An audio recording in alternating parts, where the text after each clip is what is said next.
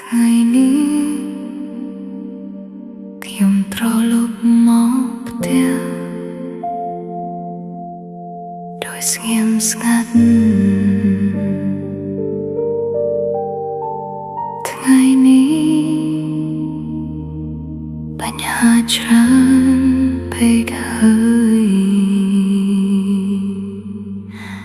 មានពាក្យមួយចំនួន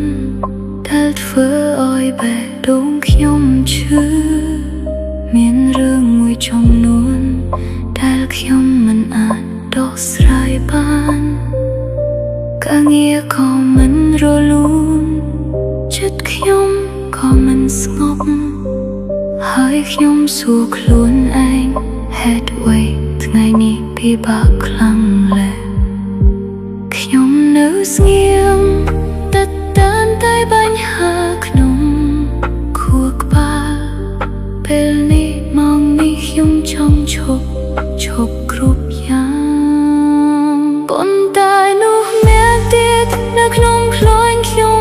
ប្រាប់ថាថ្ងៃនេះអ្នកធ្វើបានល្អហើយអ្នកបានព្យាយាមអស់លុតភាពហើយមិនអីទេបើពិភពលោកមិនយុត្តិធម៌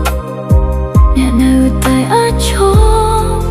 អ្នកមិនបានរត់គេចថ្ងៃនេះគ្រប់គ្រាន់ហើយ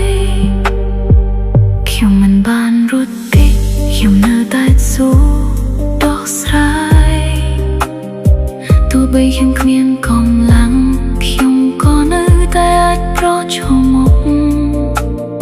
ខ្ញុំដឹងថាវាមិនងាយប៉ុន្តែខ្ញុំក៏មិនបោះបង់នេះហើយជាខ្ញុំតដុំហាមយឺត